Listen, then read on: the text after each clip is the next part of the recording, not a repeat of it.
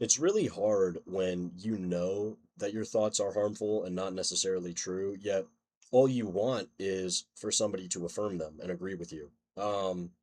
And there's nothing worse than that because not only do you already probably feel alone due to your depressive thoughts, right?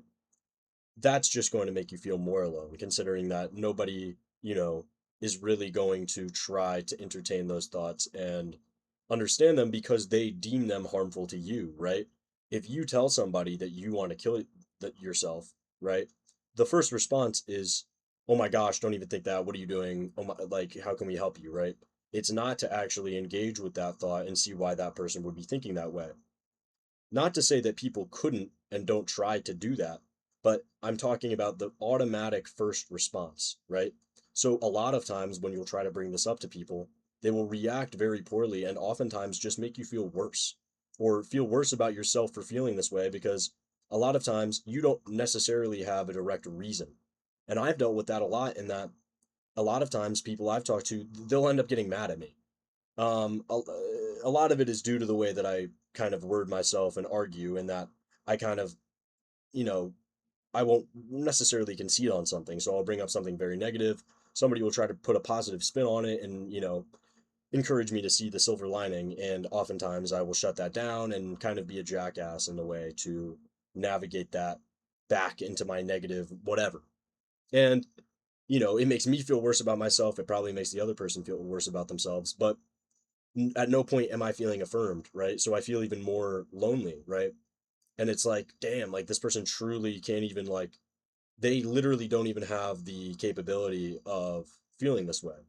And it sucks because, you know, I like to I like to acknowledge the negative aspects of, what I deal with and what I go through. And a lot of that manifests in things that, I can acknowledge are stupid, right? So I find like people accounting for insecurity is extremely asinine because, like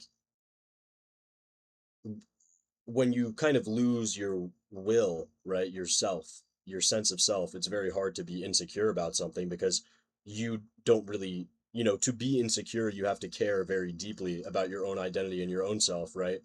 And care enough that about that flaw, right? And how you're perceived in that way.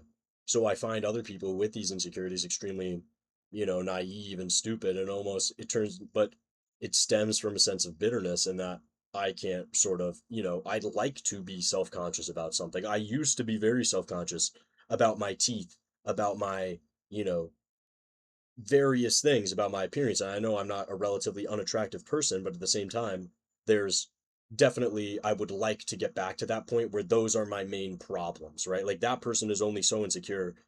Being insecure is a privilege, right? You can only go and get Botox for your lip, for your face, and filler for your lips if you have the means to do that.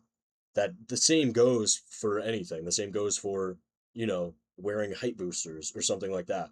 And, to somebody who's completely abandoned all sense of like, once you don't really want to be around anymore, which is a point that I reached not too long ago, it's like, why the hell do you even care about how fucking, what's 2 more inches? Why are you going out buying that?